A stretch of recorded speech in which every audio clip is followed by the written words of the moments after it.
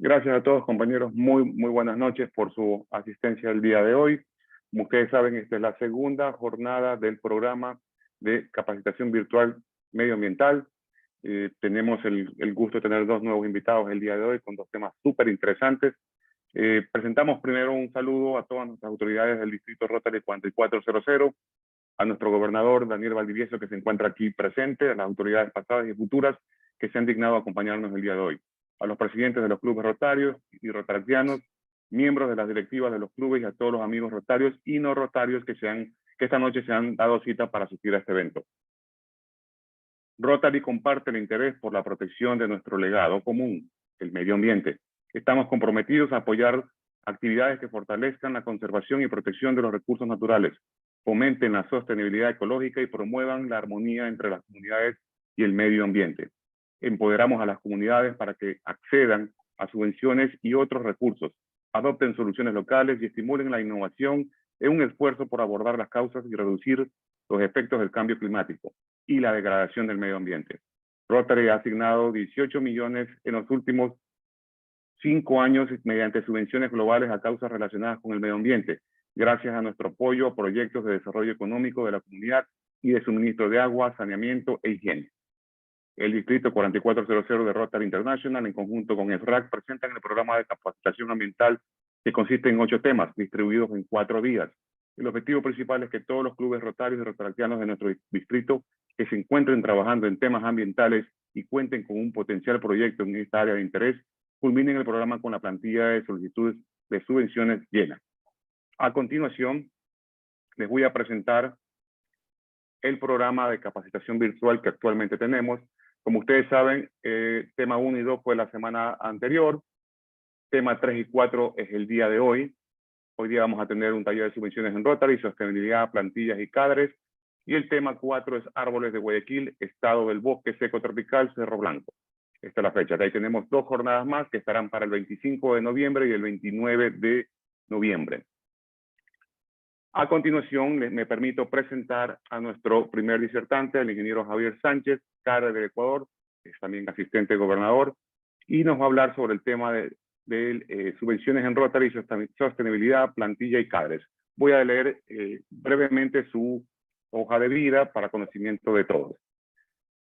Javier es guayaquileño, tiene un título de ingeniero civil otorgado por la Universidad Católica Santiago de Guayaquil, tiene conocimientos de inglés avanzado, fue becado por el gobierno de Suecia para realizar estudios en el tema de tratamiento de desechos tóxicos, realizó estudios de química en el ramo de formulación de pinturas en la Universidad de Missouri, fue becado por el gobierno de Estados Unidos para realizar estudios en marketing y desarrollo de pequeñas empresas, posee un magíster en diplomacia y relaciones internacionales en la Universidad de Guayaquil, ha obtenido además un reconocimiento Accessis Contenta como mejor estudiante de la promoción. Es magíster en administración de empresas, otorgado por la Escuela Politécnica de Administración y de Empresas, y un diplomado de Administración en Empresas Familiares del Instituto de Desarrollo Empresarial, IDE. Inicia su vida laboral como ingeniero civil en las empresas Precreto y Vicenza, ambas pertenecientes al grupo La Cemento Nacional, hoy Holcim. Durante un periodo de 4 años fue jefe de planta y gerente de productos de las mencionadas empresas. Actualmente tiene sus propias empresas que, siendo de origen familiar, ha mantenido expandiendo.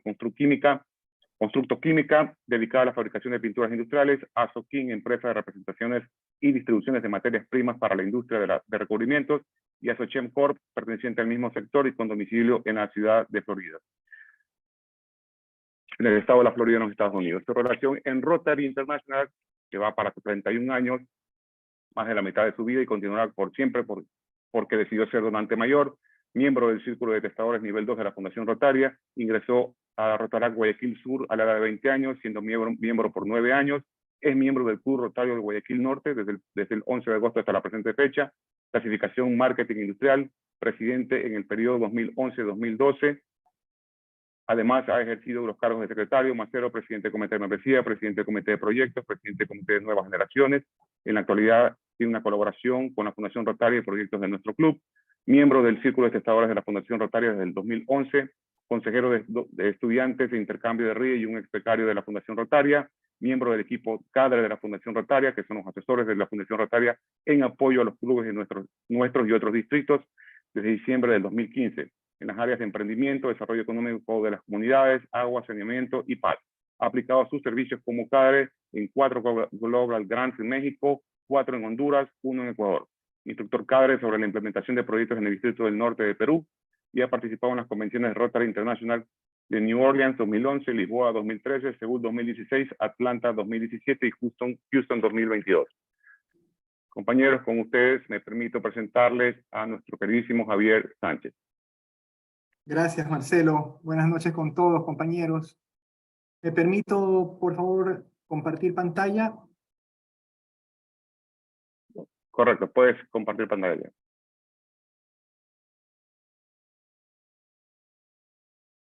Ok.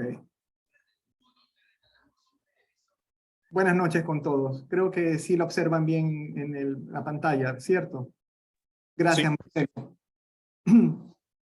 Bueno, la charla de hoy es, como indica Juan José, un breve resumen, muy breve resumen sobre lo que es un taller sobre cómo gestionar proyectos con la Fundación Rotaria. En el mejor de los tiempos podría ser entre 4 a 6 horas, pero en honor al tiempo de hoy lo voy a recortar y en unos 20-25 minutos máximo para que haya espacio para preguntas y respuestas. Y les voy a mostrar una agenda de los temas que vamos a tratar hoy. Voy a empezar explicando el formulario de evaluación de las necesidades de la comunidad, por qué el formulario, cuál es su objetivo, qué es una subvención, tipos de subvenciones, distritales o globales, el concepto de sostenibilidad, cómo financiar una subvención global, muy breve ejemplo. Hablemos un poco sobre los memorándum de acuerdo en que se firman con organismos colaboradores, ONGs, GATS o entre clubes también.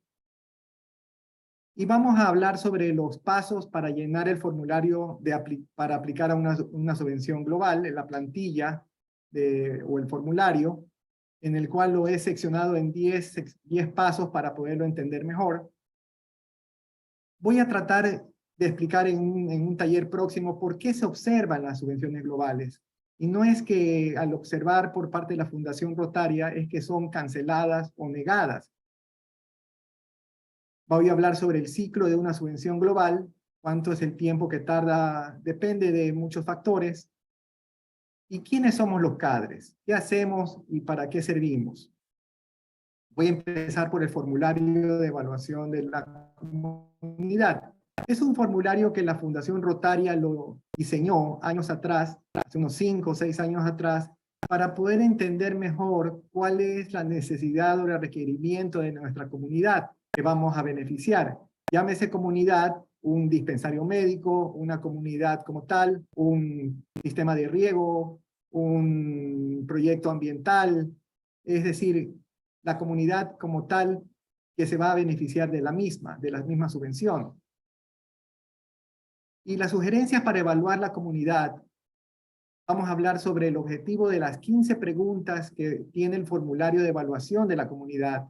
Es un formulario muy sencillo, pero muy importante por las preguntas en el cual nos va a dar a entender por qué el beneficio o por qué es el requerimiento de dicha comunidad en el proyecto. Y las formas para evaluar la comunidad. A veces nosotros los voluntarios, llámese rotarios, leones, kiwanis, voluntarios en general, cometemos un error. El error de creer saber lo que la comunidad quiere. Creer saber lo que la comunidad necesita.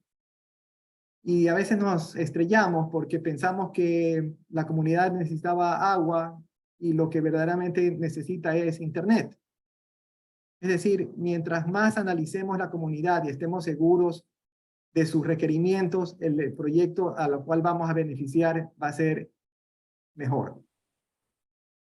Este es un ejemplo de una reunión que tuve en una región costera de la provincia de Santa Elena con los líderes comunitarios de dicha población, en el cual pues se conversó con los líderes de la comunidad, junta parroquial, junta de agua, religiosos, etcétera, para que escuchemos de ellos cuáles son sus necesidades, requerimientos y así estar seguros de lo que ellos necesitan.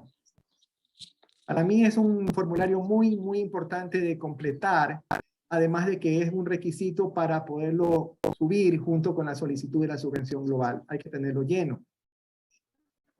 ¿Qué es una subvención? Hay las distritales y hay las globales. Las distritales, como podemos observar en su definición, financian actividades de menor valor, corta duración, y que suplen necesidades a nivel local o internacional. Las globales se financian proyectos de mayor impacto con resultados sostenibles y mensurables en una o más de las áreas de interés de Rotary. Y vamos a empezar a trabajar sobre el concepto de sostenibilidad. ¿Qué es la sostenibilidad? ¿Cuál es el concepto de sostenibilidad para Rotary? Y he definido en pantalla su contenido. Significa la capacidad de solucionar a largo plazo las necesidades de la comunidad de manera que los beneficiarios puedan tener los resultados o proseguir los resultados una vez agotados los fondos de la subvención. En el caso, pensando hoy en la tarde sobre el tema o el área de interés de medio ambiente, habría que acoplarlo a qué beneficios podemos tener al reparar o a regenerar una necesidad de una comunidad de medio ambiente y que la mantengamos sostenible en el tiempo, esa solución. La vamos a reparar, la vamos a regenerar, pero que una vez que terminen nuestras funciones, que se mantenga en el tiempo. Eso es lo que busca la fundación, que sean proyectos sostenibles en el tiempo.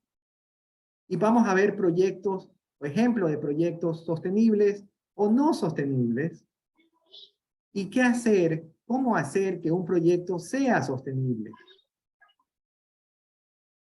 Un breve ejemplo sobre cómo financiamos una subvención global. ¿Qué son los fondos distritales designados, los famosos FDDs?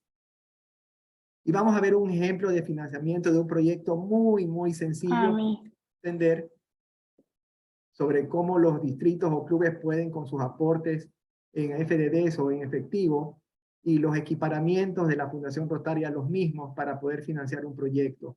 Recordemos que para la Fundación Rotaria las subvenciones globales deben de ser de un monto mayor a $30,000. Y vamos a analizar la plantilla de solicitud de subvenciones globales. La famosa plantilla es muy importante como un borrador para poder definir el proyecto como tal. Y estos son los pasos que he seccionado la solicitud para poderla entender mejor y poderla llenar en su orden. La primera parte o primera sección es la información básica del proyecto.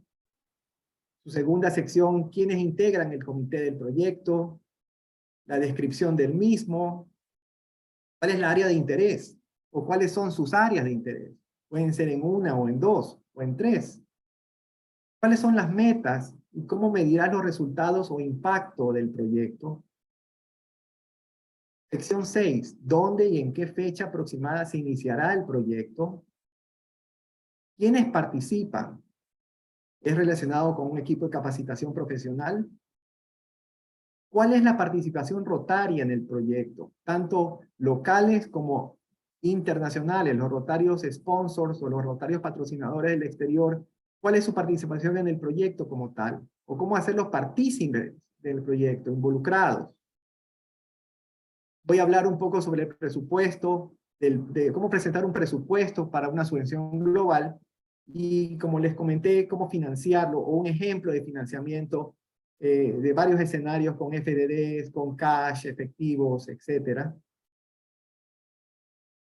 Vamos a ver en la sección 10, que es la más importante del formulario o de la plantilla, los temas sobre sostenibilidad del mismo. ¿Cómo lo sustentas el proyecto para que tenga y cumpla todos los lineamientos de sostenibilidad? Y es algo que también quiero presentarles y comentar, y podemos hacer un foro. ¿Por qué las solicitudes de subvenciones globales se observan por parte de la Fundación Rotaria? Y la experiencia ha dado que hay 6 motivos para ello. Y como repito, no es que la Fundación, al observar una subvención global, la niega o la cancela. Me interesa más bien más data para poderlo mejorar el proyecto y que sea de mayor impacto.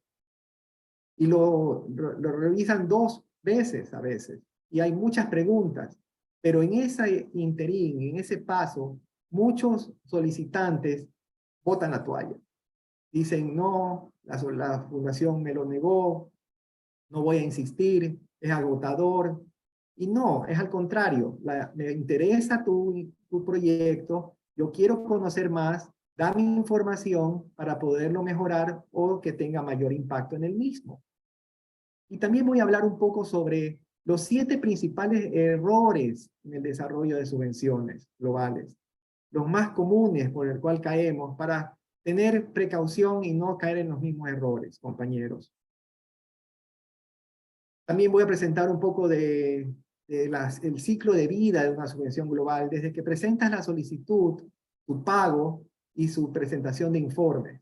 Es relativo en el tiempo. Pueden ser proyectos que demoren más tiempo en presentar la solicitud, dependiendo de la data o de la información que yo requiero para analizar, o pueden ser muy rápidos. Si tú tienes toda la información a la mano y llenas tu plantilla y tienes el financiamiento correcto y el presupuesto acordado, pues menor tiempo te demoras en ser aprobada. Depende del tamaño de la subvención también. Y con esto terminaría el taller de subvenciones globales, y si hubiera un poco más de tiempo, el tiempo lo permite y de interés también de los compañeros, podríamos incluir una sección sobre conflicto de intereses. Es muy interesante para poder conocer ese tema que me apasiona mucho porque se caen quizás en muchos errores al haber conflicto de intereses en el desarrollo de los proyectos. ¿Quiénes somos los cadres? Somos rotarios con cierta expertise en áreas de interés de los proyectos de la fundación, y que damos asesoría y brindamos asistencia a los clubes y a distritos antes, durante y post implementación del proyecto. Nosotros vamos de la mano con ustedes para poderlos guiar y poderlos ayudar a desarrollar la subvención, la solicitud, para poderlos enseñar cómo subir una subvención a mi Rotary. Y una vez que sea aprobada, seamos sus consejeros, sus advisors, en el cual pues podamos tener alguna respuesta, alguna duda al desarrollo del mismo, y cómo informar, cómo poder presentar los informes una vez terminada la subvención. Pero estamos a la mano y al servicio de los clubes, de ustedes, compañeros, en el distrito. Las funciones, hay muchas entre los cadres, hay asesores de solicitudes, hay analistas técnicos, visitadores de proyectos al sitio, donde hacen una visita previa o en curso o un monitoreo parcial. También hay auditorías de los proyectos como tal.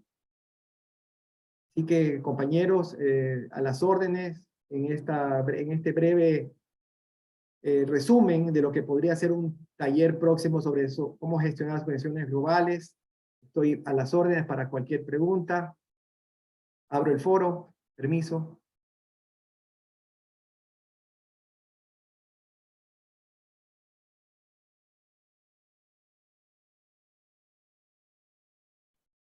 Sí, adelante, Javier.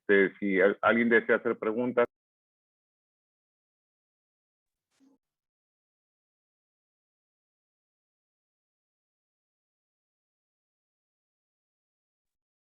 Javier, ¿qué tal? David Gómez, Club Rotario Bequil Centenario. Una pregunta y tal vez la más importante. Yo entiendo que esta capacitación ha sido un mega condensado de lo que toma pues una jornada completa, donde podemos puntualmente encontrar mucha más información antes de llegar a ti o a los cadres para ya pulir un poco más cada uno de los requerimientos. David, buenas noches. Puedes encontrar información en mi Rotary, en la pestaña de Fundación Rotaria, Centro de Subvenciones, en el cual pues hay muchos links sobre temas de desarrollo de proyectos, y también en el centro de aprendizaje hay seminarios o cursos sobre cómo gestionar proyectos o subvenciones, en el cual pues hay preguntas, respuestas e información para hacer un pequeño test y te va evaluando en el concepto de las subvenciones. Ambas vías, David. Listo, gracias. David, también acabo de subir al chat, ahí está la guía que menciona Javier, que es la que te descargas en mi Rotary, para que la revises y a partir de ahí generes más inquietudes que puedas después despejar la duda con Javier. Ahí en el chat ya compartí el PDF sobre las guías de subvenciones globales. Muchas gracias, Juan José. De nada, David.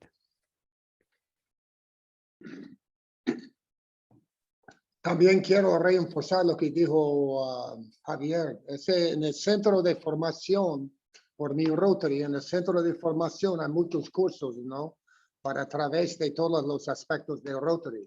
Pero hay una serie que se llama Gestión de las Subvenciones Globales. Y contiene como 10 cursitos o cursillos. Pero es la cosa, yo diría, más rápida y comprensiva que uno puede hacer sin necesitar la ayuda de otros. O sea, le dará un panorama de los requisitos y aspectos de las subvenciones globales. Y hay unos cursos y recursos y también unos evaluaciones que le hacen también para ver si usted está entendiendo lo que están presentando. Centro de Javier. formación. Sí.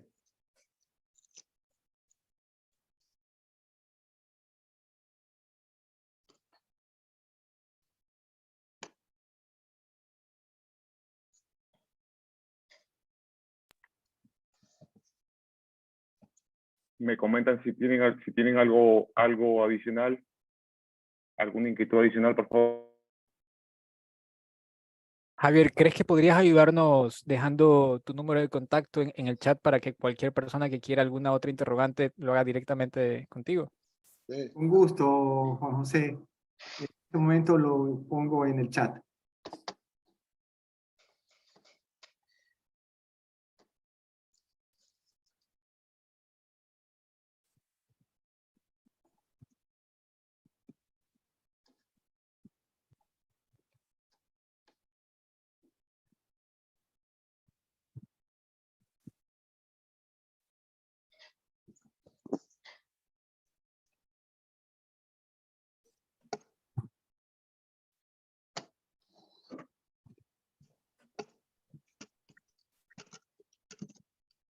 Marcelo, Listo, muchas gracias. ¿nos Sí, puedes muchas dar gracias, Javier. un gentil recordatorio de cuándo es la feria de proyectos? También como que saber que estamos a contratiempo Sí. también. Sí, gobernador, Daniel, si de pronto nos puede dar ese feedback, aprovechando que está conectado con nosotros, sobre el tema de la feria de proyectos y los últimos detalles. 28, 27, 28 y 29 de enero en Quito.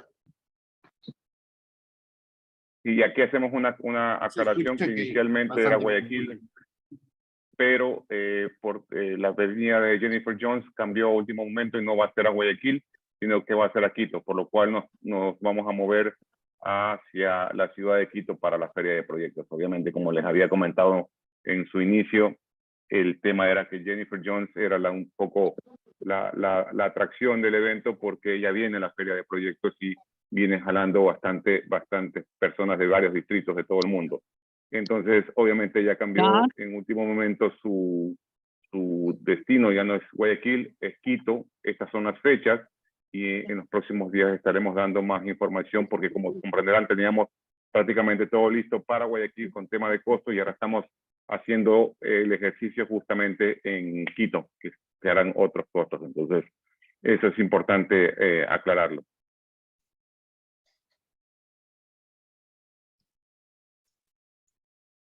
Juan José, entonces continuamos con nuestra siguiente invitada. Muchísimas gracias a Javier Sánchez por su participación. Gracias, Marcelo. Gracias a todos. Gracias, Javier. Gracias, Javier. Muchísimas gracias.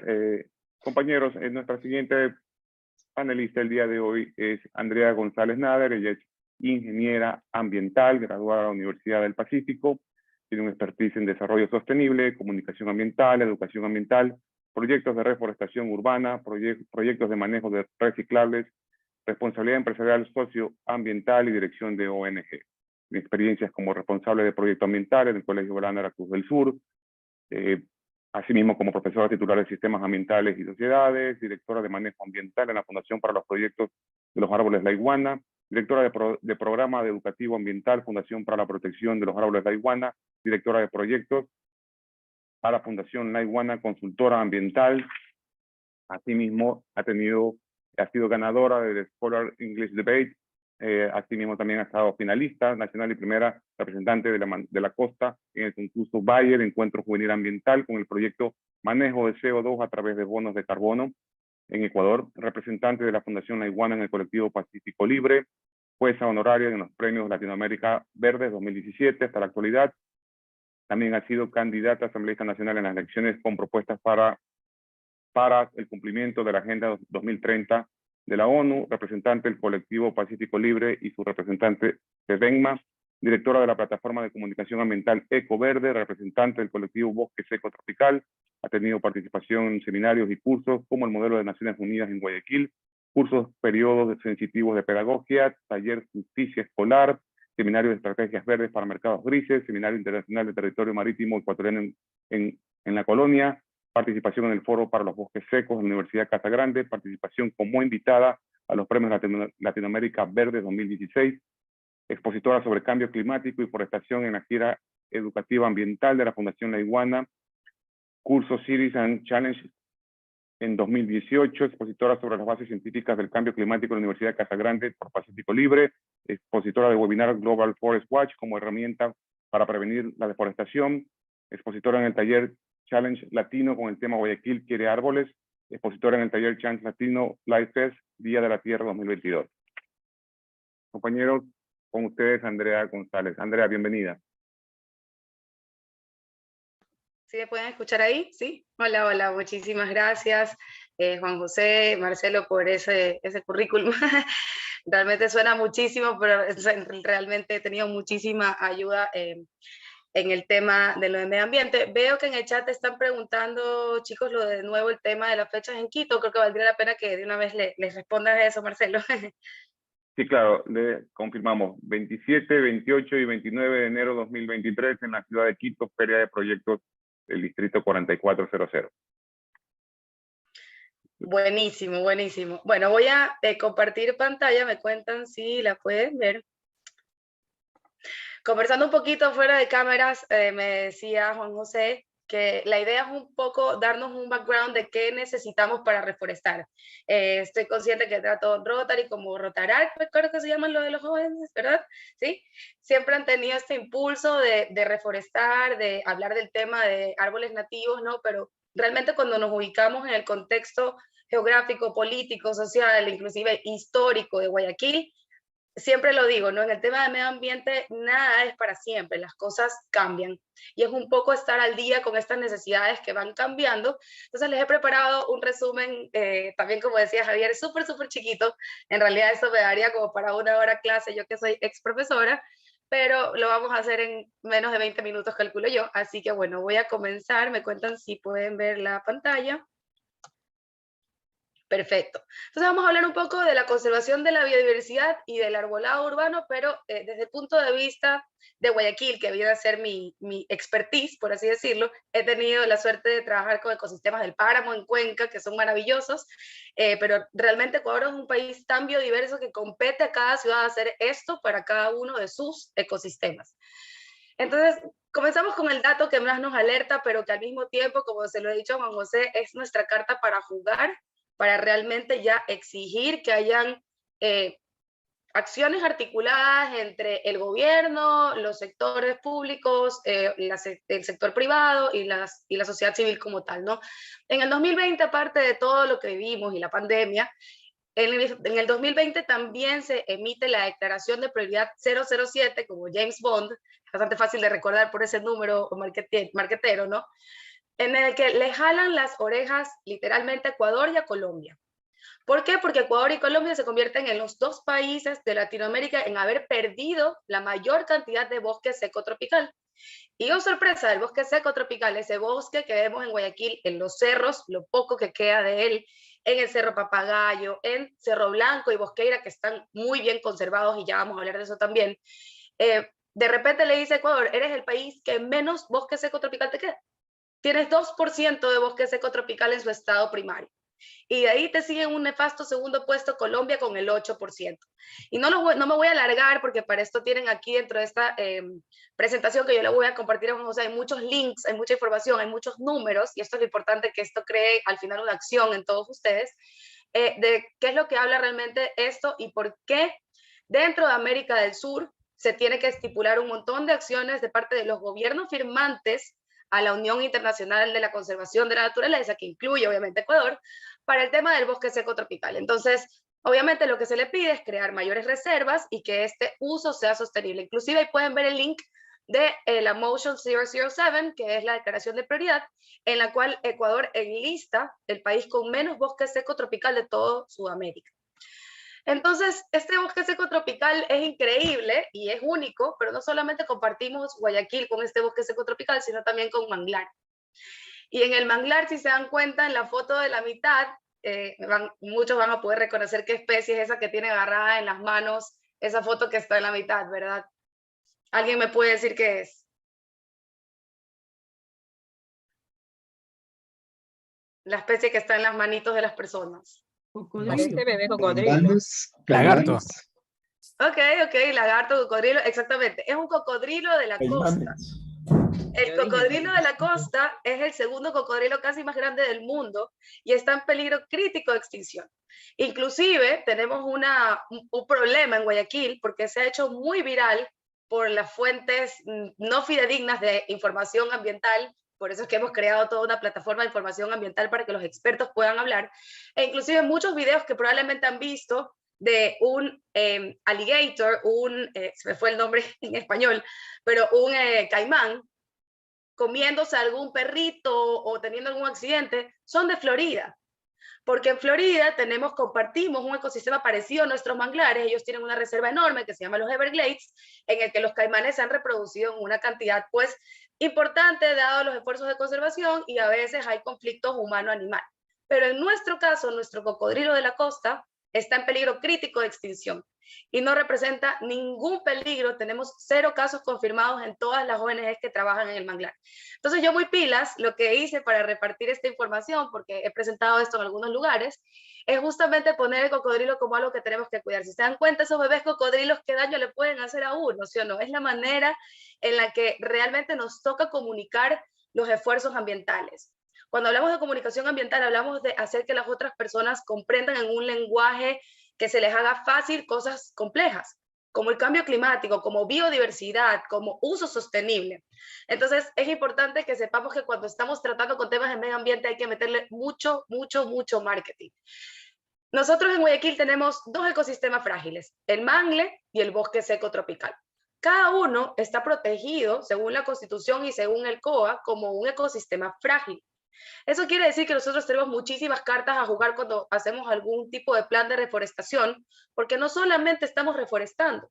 En un lugar como Guayaquil, en el momento en que tú siembras especies nativas, puedes hablar de restauración, puedes hablar de recuperación, puedes hablar inclusive ya de usos más alternativos de la palabra como el rewilding, que tanto se viene ahora, que se acuña como ese término de recuperar, resalvajear, si queremos traducirlo literal al español. Y es recuperar todo, no solo los árboles, sino también hasta los animales que estuvieron en este ecosistema. ¿Alguien me puede decir cómo se llama ese michu que está ahí en la mitad? El michu de la mitad.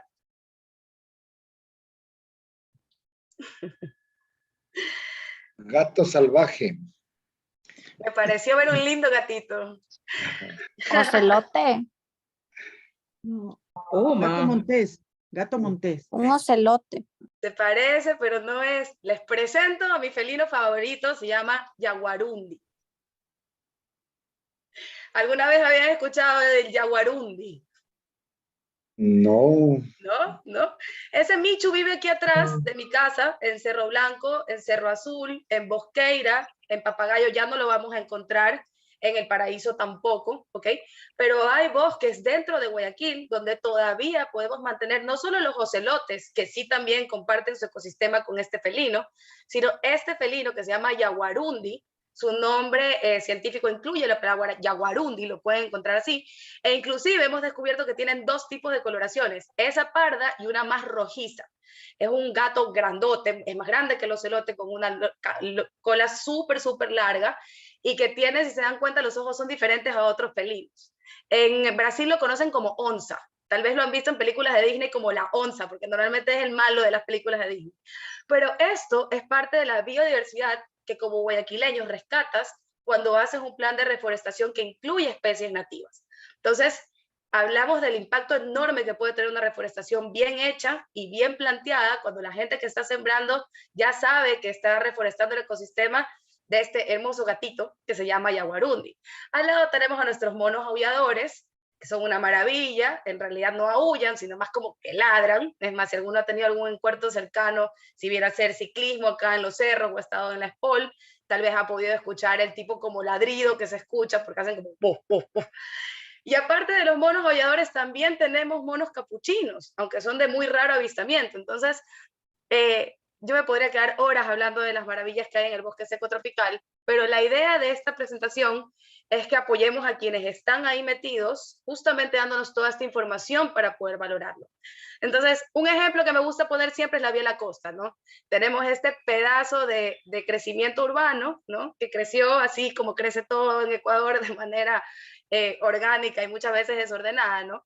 Pero nos hemos convertido, pues soy parte de las personas que viven en Vía La Costa hace más de 20 años, en una división de dos ecosistemas que alguna vez estuvieron conectados y que se relacionaron entre sí. Y como se pueden dar cuenta, es todo el pedazo de manglar que tenemos abajo, que también se conecta obviamente con Urdesa, ya en la parte de las entrantes del estero, ¿cierto? Y hasta Puerto Hondo. Y tenemos ese bosque seco tropical enorme, que viene a ser la reserva de Cerro Blanco, que se conecta desde Cinco Cerros en Santa Elena, casi llegando a Manabí, que es el único bosque húmedo tropical del Pacífico de toda América.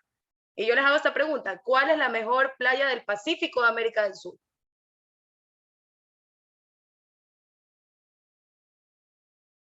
Ecuador. Perú tiene playas totalmente desérticas, muy lindas, pero frías. Y si tú sigues bajando, pues la cosa se pone mucho más fría.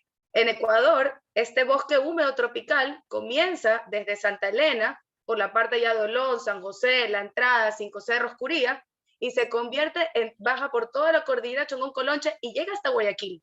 Entonces estamos hablando de un ecosistema que contiene un montón de biodiversidad y que no solamente incluye este flujo de especies, sino también el traslado de esas especies forestales. Entonces, bueno, un poquito lo que abarca el nombre de verdad de nuestro estero es un poco largo, se llama Reserva de Producción Faunística Manglares El Salado. ¿Por qué? Porque es una reserva de producción faunística. Y adivinen quién vive ahí, a quién protege. A Juancho el cocodrilo.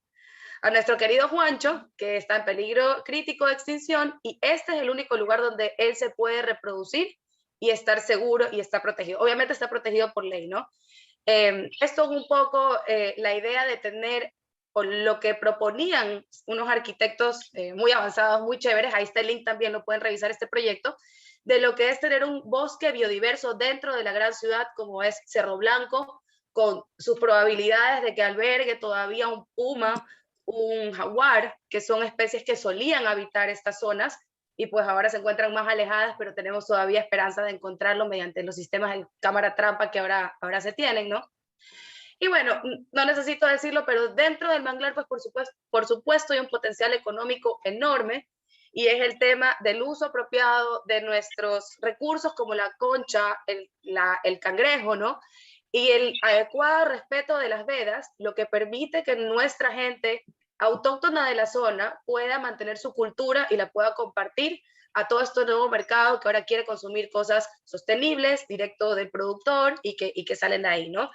Está el cocodrilo de la costa, zorro cangrejero, osito lavador. El manglar está protegido. Cualquier tala de manglar debe ser denunciada al 911 y se tienen todos los artilugios dentro de las ONGs para que estas denuncias sean efectivas. Es necesario que denunciemos cualquier tipo de irregularidad. Obviamente es muy difícil que entremos al manglar a ver quién taló, ¿no? Entonces ya vamos a ver más adelante cómo hacemos los activistas para realmente poder estar ahí, sin tener que exponernos, porque ese es otro riesgo que tenemos en el país, que muchas veces no nos permite actuar dentro de la parte legal, ¿no? Este es un pequeño espacio informativo para mi Juancho, el cocodrilo de la costa. Está en estado vulnerable a nivel mundial, pero en peligro crítico de extinción en el Ecuador. Solo existe en las provincias de Guayas y Machala. Se reproducen de 6 a 9 años. Desde los 30 a los 70 fue su pico de cacería por su piel, y los depredadores topes son depredadores topes porque en realidad conservan el equilibrio de este ecosistema.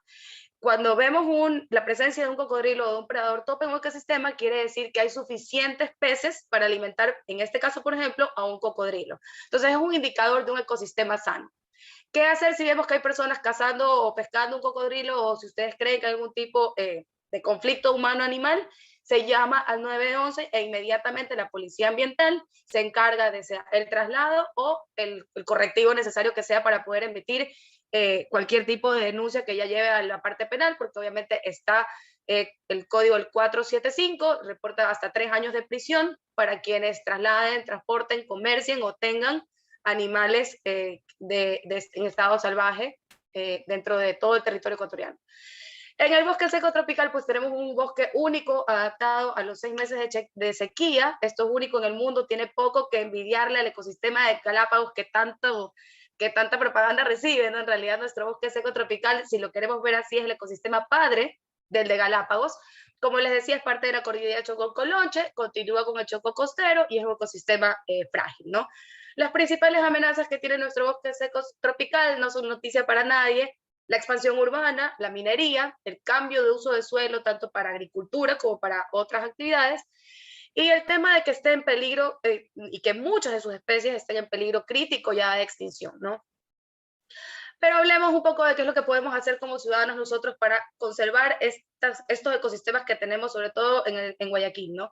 Primero que nada, hacer paisajismo con especies nativas. Dentro de nuestras urbanizaciones, dentro de nuestros colegios, en nuestras oficinas, un solo árbol que ya no se encuentre de manera común en el bosque, como todos los maderables porque han sido talados, guayacán, cedro, laurel, roble, significan una ayuda enorme para este ecosistema en peligro crítico de extinción.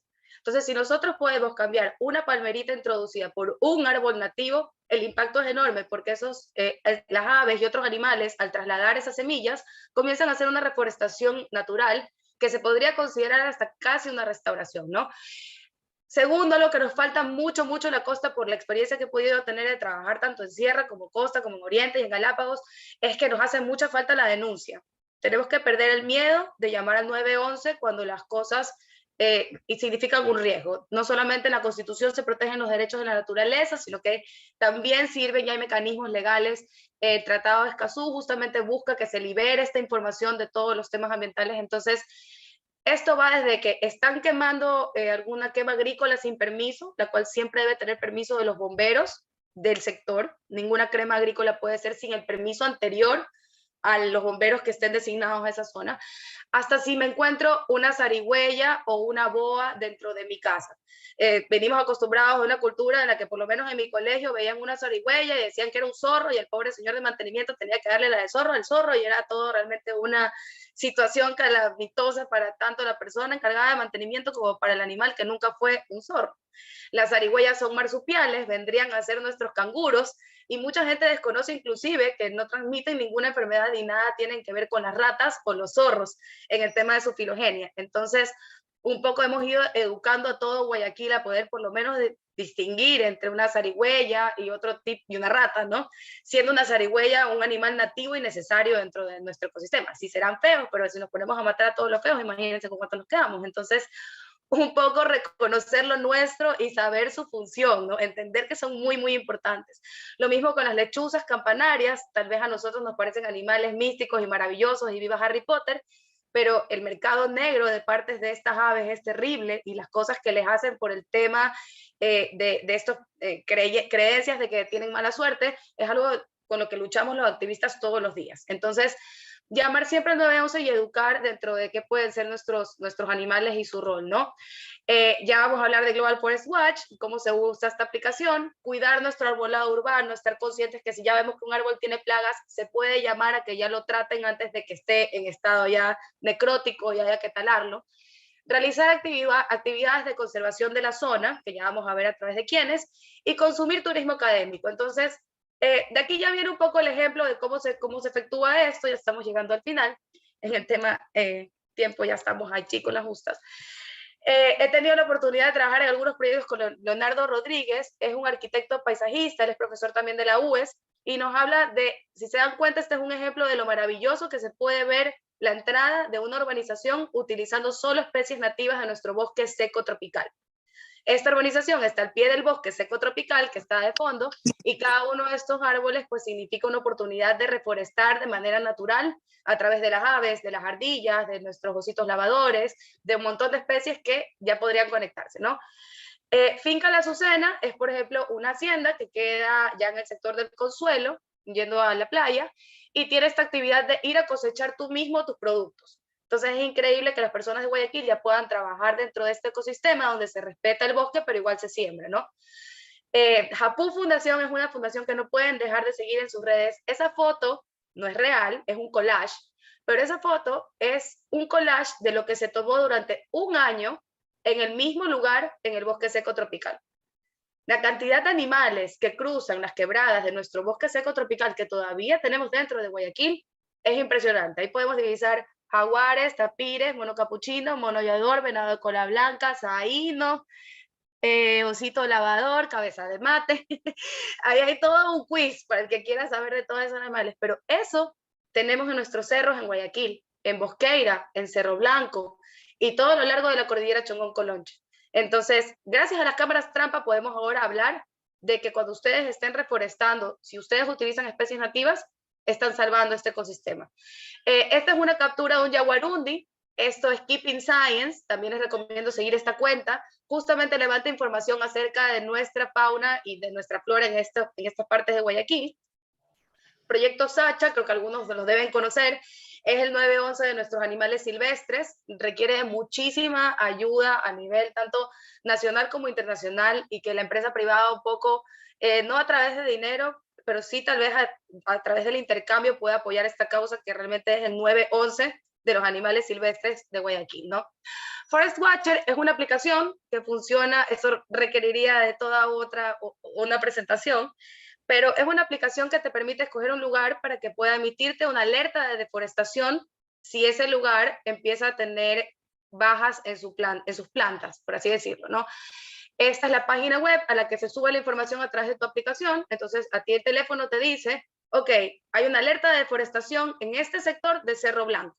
También te indica cómo llegar, pero por supuesto en un país como Ecuador no les vamos a decir que vayan, sino que nos den la información a las ONGs, Pacífico Libre, hay un montón de ONGs que también pueden dar información para la correspondiente denuncia. Entonces, estas aplicaciones ahora nos abren las puertas para poder escoger cualquier lugar del país y ser los guardianes de ese lugar a través de imágenes satelitales y poder detectar si hay o no alertas de deforestación cerca de la zona, ¿no?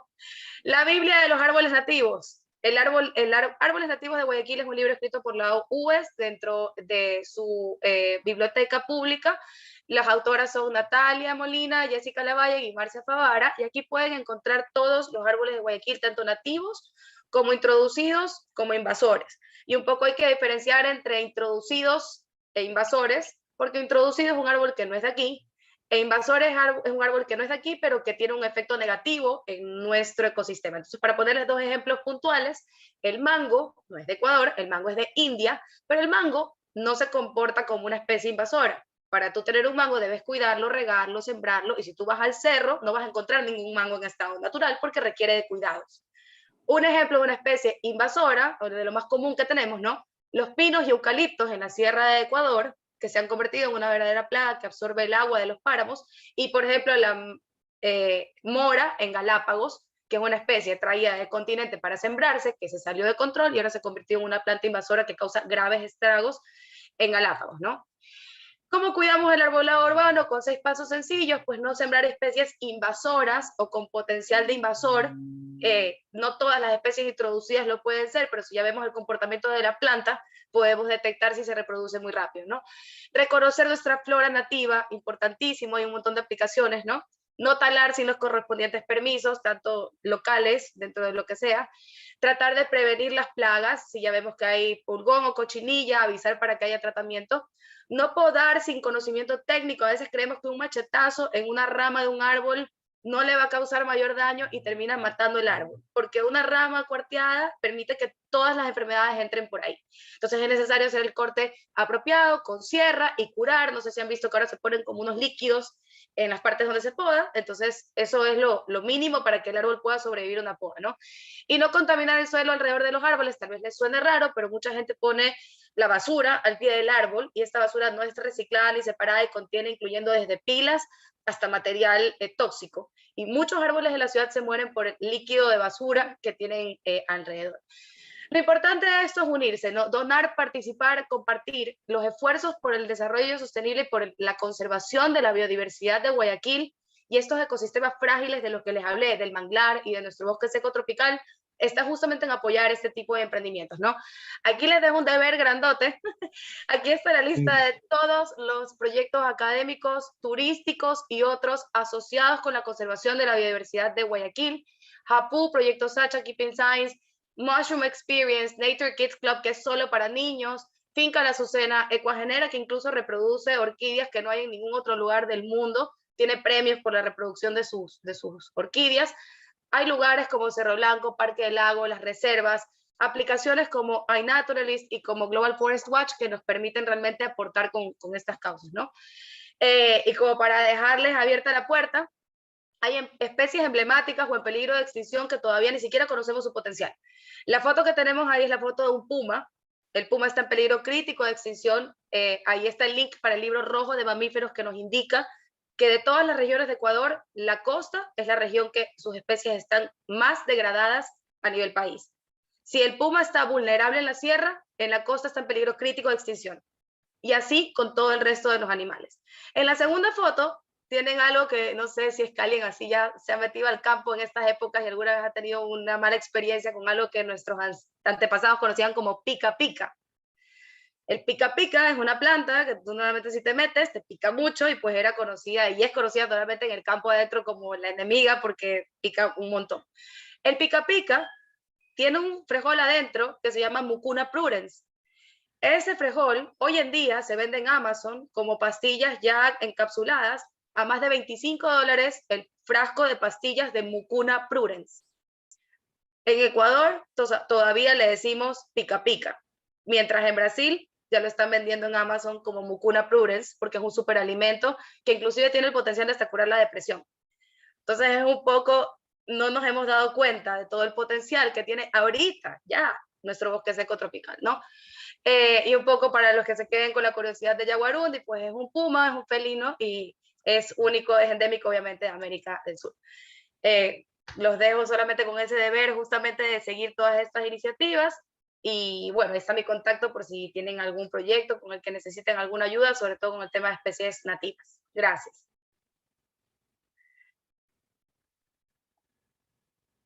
No sé si Muchas gracias, Andrea, por la presentación. Muchísimas gracias.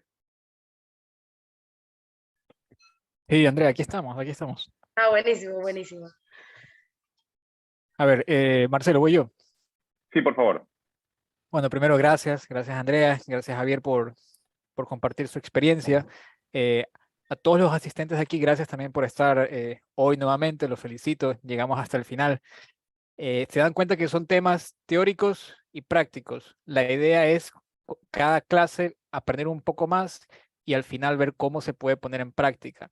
Hoy contamos con la experiencia de Andrea. Ella no es rotaria, así que pueden llamarla si es que quieren que se unan a sus clubes.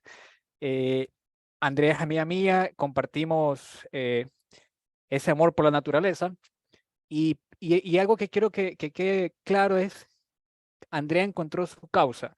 Yo encontré mi causa también a cuál defender. A mí me gusta defender el estero salado y los manglares y por ahí voy. Andrea en cambio bosque tropical, bosque seco tropical. Principalmente, así también como los manglares. Entonces, yo invito con estas sesiones que cada uno vea cuál es su causa. Esta clase fue más enfocada al ecosistema que tenemos en Guayaquil, en nuestro perfil costero, pero quiero también como que sepamos que no es tan fácil estos programas de reforestación. ¿Por qué elegimos este tema de sembrar árboles? Porque son las actividades que en nuestro distrito 4400 más se están haciendo. Hay muchas actividades de reforestación, muchas jornadas de siembra, pero dense cuenta que no es solamente ir y poner un arbolito. ¿Qué arbolito vamos a poner? ¿Dónde lo vamos a poner? ¿Cuál va a ser el mantenimiento? ¿Quién se va a hacer responsable? Dense cuenta que los arbolitos ya no es solamente absorbe el dióxido de carbono y nos da oxígeno, sino vimos cuántos animalitos, cuánta fauna existe en solamente un ecosistema, que es el bosque seco, tropical. ¿Cuáles son sus ecosistemas en cada una de sus comunidades? En cada uno de esos ecosistemas, ¿cuáles son las especies que ahí habitan? Y dentro de esas especies, ¿hay alguna en peligro de extinción? Entonces, para eso son estas clases, para eso son estas experiencias. Mil gracias, Andrea, mil gracias, Javier. El tema, Javier, es algo súper complejo y por eso hoy yo insistí a Javier que solamente les lance una pastillita para dejarlos a todos mareados, pero con gran interés por continuar con cada club, tomar el taller que da Javier, que fue el mismo taller que recibió Francisco, que es de al menos 4 horas, para conocer todos los detalles y pormenores que Javier y Bill lo tienen clarísimo al tener una amplia experiencia tutoreando proyectos. Entonces, eso quería como que aterrizar todo lo que hemos visto hoy día, toda la experiencia que nos compartieron nuestros dos amigos el día de hoy, y agradeciendo nuevamente por la presencia de todos. Marcelo, ¿podrías indicarnos cuáles son las siguientes fechas y temas que vamos a tratar? Gracias, Juan José. Sí, justamente 2 temas les comento. Por el chat les acabo de pasar el formulario de registro, por favor, de su participación el día de hoy. Y para recordarles que el 25 de noviembre tendremos el siguiente taller, para que estemos muy pendientes, que vamos a tener coeficiencia industrial y principios básicos para implementar biodigestores. En los próximos días les estaré haciendo llegar la respectiva invitación con los nombres de nuestros disertantes. Muchísimas gracias a todos por su atención, su gentileza de haber estado el día de hoy con nosotros. Si tienen alguna duda o alguna inquietud adicional, les recuerdo que esto está siendo grabado y lo vamos a publicar en el canal de YouTube de nuestro distrito. Muchísimas gracias por su atención y por haber compartido con nosotros. Muchas gracias.